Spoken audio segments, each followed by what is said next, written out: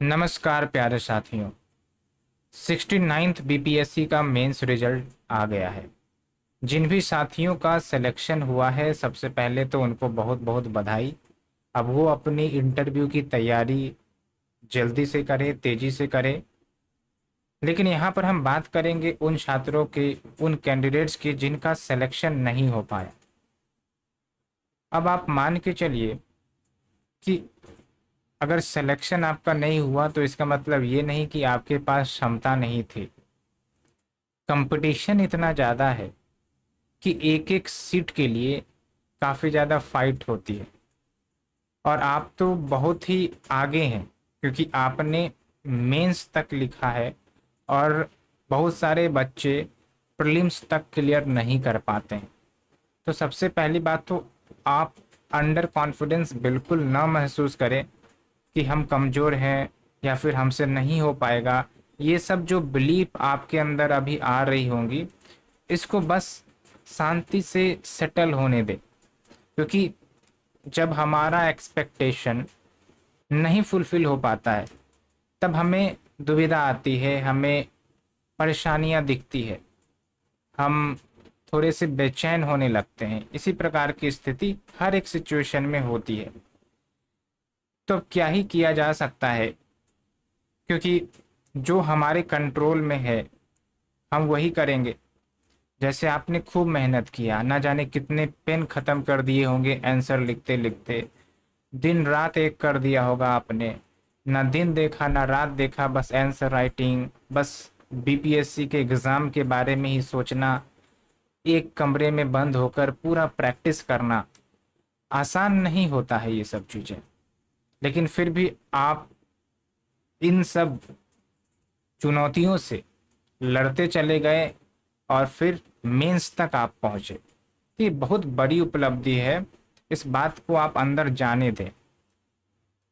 अब बात होती है कि अभी आपकी जो स्थिति होगी हम समझ पा रहे होंगे, आपको थोड़ा सा क्लैरिटी दिखना बंद हो गया होगा, आपको आगे क्या करना है थोड़ा सा धुंधलापन नजर आ रहा होगा।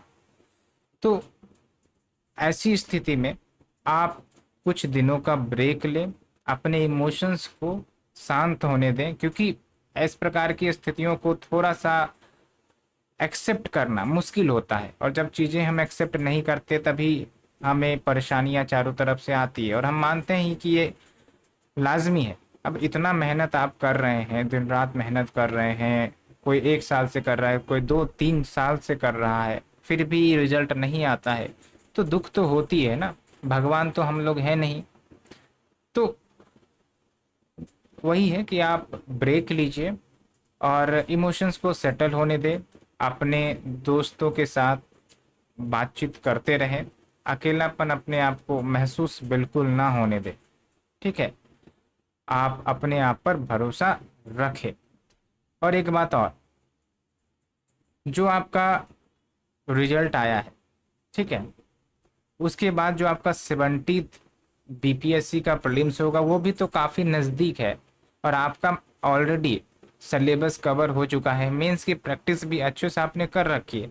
तो आपको तो और अच्छा एक मौका मिल रहा है कि आप अपनी जो तैयारी है 70 बीपीएससी के लिए कर सकते हैं। आपको उतना ज़्यादा समय भी देने की ज़रूरत नहीं पड़ेगी। बस ध्यान रहे कि एग्ज़ाम निकालना है, क्योंकि ये डिसीजन तो आप ही का है कि हाँ हमने अधिकारी बनना है। तो इस रास्ते में जो भी कंकर पत्थर आएंगे तो हटाना आप ही को पड़ेगा। कहा जाता है ना कि जो दुख है उसको साझा करने के लिए कोई नहीं आता है, न हम आएंगे न कोई और आएगा, उसको आपने खुद हैंडल करना है। क्योंकि ये हर व्यक्ति का अपना अपना फाइटिंग कैपेसिटी होता है कि वो कितनी जल्दी अपने समस्याओं से उभर सके, क्योंकि उभरना तो है ही। अब किसी को कुछ ज़्यादा समय लग जाते हैं, कुछ कुछ कम कम समय लगते हैं, लेकिन उभरना तो एक्चुअली है ही। तभी जिंदगी चलती है, जिंदगी का नाम भी यही है। और ये मत सोचे कि हमारे लिए सारे दरवाजे अपॉर्चुनिटी बंद हो गए हैं, ऐसा कुछ भी नहीं होता है। क्योंकि आप एक प्रिपरेशन में हैं तो आप की जितनी भी एनर्जी है वो एक दिशा में चल रही है। इसका मतलब ये हुआ कि आपको बस एक ही चीज नजर आ रहा होगा, जैसे होता है ना अर्जुन जब तीर चलाने वाला था मछली की आंख में, तो उसको सिर्फ मछली की आंखें दिख रही थी, क्योंकि फोकस इतना ज्यादा था। तो जब भी आप किसी चीज की प्रिपरेशन करते हैं तो आप पूरी एनर्जी उसमें देते हैं, तभी तो वो अचीव होता नजर आता है। और उसके अलावे कोई भी अपॉर्चुनिटी जिस पर आप ध्यान तक नहीं देते हैं तो वो नजर नहीं आती है। तो ये मत सोचें कि आपके लिए कोई अपॉर्चुनिटी नहीं है, दुनिया में अपार अपॉर्चुनिटी है। आपसे कमजोर लोग भी अच्छे कमा खा रहे हैं और अच्छे मेहनत भी कर रहे हैं। और आप तो काफ़ी बेहतर पोजीशन पर हो, आप काफ़ी ज़्यादा वेल एजुकेटेड हो, तो आपके लिए आज अपॉर्चुनिटी का बहार होगा, आप चिंता ना करें। लेकिन बात यही है कि आपका डिसीजन क्या है। आपका डिसीजन अगर स्टिक है कि नहीं, प्रिपरेशन तो हमें इसी का करना है और इसके अलावा अभी हम ध्यान नहीं भटका सकते, तो फिर एक्सेप्ट करना पड़ेगा आपको चैलेंजेज को। उसके बाद आप अपनी तैयारी में लगिए। मेहनत करना है तो करेंगे, कुछ परेशानियां आएंगी झेलेंगे, यही तो नियम होता है सक्सेस का। ठीक है। तो यहाँ पर अभी फिलहाल जो कैंडिडेट्स होंगे जिनका रिजल्ट नहीं हो पाया है, तो उसमें हम दो टाइप के स्टूडेंट्स को बांटते हैं। एक तो ये है कि जो काफ़ी जल्दी इन इमोशनल चैलेंजेस से उभर जाते हैं, निकल जाते हैं, तो वो तो आप देखिए कि उनके लिए भी काफ़ी अच्छा मौका है। 3 महीने का समय लगभग आपको मिलेगा 70th बीपीएससी के एग्जामिनेशन में। लगभग लगभग नवंबर लास्ट तक में एग्जामिनेशन होगा, तो आपके लिए तो और बढ़िया अपॉर्चुनिटी है। तो वो तो प्रिपरेशन में लग ही जाएंगे, 1-2 दिन ब्रेक लेकर लग ही जाएंगे। और जो दूसरे टाइप ऑफ स्टूडेंट्स होते हैं जिनको थोड़ा सा ज़्यादा दिक्कत होती है, परेशानियां होती है, तो कुछ ज़्यादा समय तक इमोशंस घेरे रहते हैं, तो आपको हम सलाह देते हैं कि आप अपना जो विजन है उसको क्लियर रखें, उसको धुंधला ना होने दे ऐसी स्थिति में। क्योंकि जनरली क्या होता है कि हमारा इमोशंस डोमिनेट करने लग जाता है, जब भी हमारा एक्सपेक्टेशन फुलफिल ना हो तो जो निगेटिव इमोशन है वो डोमिनेट करने लग जाता है। तो उसको आप डोमिनेट ना होने दें। आपके लिए भी 3 महीने का समय है और 3 महीने में आप अच्छा सा प्रिपरेशन कर सकते हैं, आपका सब कुछ कवर है। तो आप भी परेशान ना हो, जितना जल्दी आप उभर सकते हैं उतना ही बेटर होगा, उतना ही हाइयर चांसेस होंगे आपके रिजल्ट लाने में। ठीक है। तो यही है। अब एक बात होती है कि क्या हम प्लान बी की तरफ जाएं। प्लान बी होता क्या है, इसको थोड़ा सा समझिए। प्लान बी का मतलब है कि आप जो है अपना फील्ड चेंज करने जा रहे हैं, आप अपना कैरियर डिसीजन चेंज करने जा रहे हैं। हो सकता है आपका जो कोर फील्ड है जिसमें आपने मास्टर्स किया हो, इंजीनियरिंग किया हो या फिर कुछ मेडिकल फील्ड में हो, तो आप उसमें जाकर आप जॉब करना चाहते हैं, है ना। या फिर आप दूसरे कंपटीशन की तैयारी करना चाहते हैं। लेकिन यहाँ पर मैं आपको सुनिश्चित कर देता हूँ कि दूसरे कंपटीशन की तैयारी करना प्लान बी नहीं होता है। प्लान बी का आप मान के चलिए कि अगर आप जॉब लेना चाहते हैं तो आप ले सकते हैं। और हाँ, आप अगर थोड़ा सा ईजियर कंपटीशन में पार्टिसिपेट करना चाहते हैं जहाँ पर सिलेक्शन के चांसेस ज़्यादा है, तो आप उसे भी शामिल कर सकते हैं। लेकिन जहाँ तक मेरी राय है, आप मेरी राय को माने, तो आपके पास तो अब 3 महीने ही बचे हैं ना, तो आप क्यों ना अपनी पूरी एनर्जी 70th बीपीएससी में ही लगा दें। अगर 7 महीने 8 महीने बाकी होते तब तो एक बात होती, लेकिन आप समझिए कि 3 महीने ही बाकी हैं और सीट भी ज़्यादा आ रही हैं, है ना।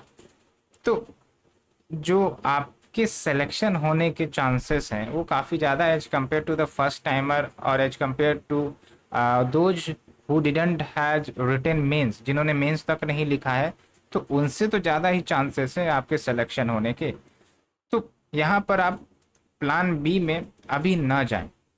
प्लान बी के बारे में बाद में सोचना है आपने, क्योंकि आपके लिए अपॉर्चुनिटी खुली है, ये मान के चलिए, ये भरोसा अपने अंदर लाइए।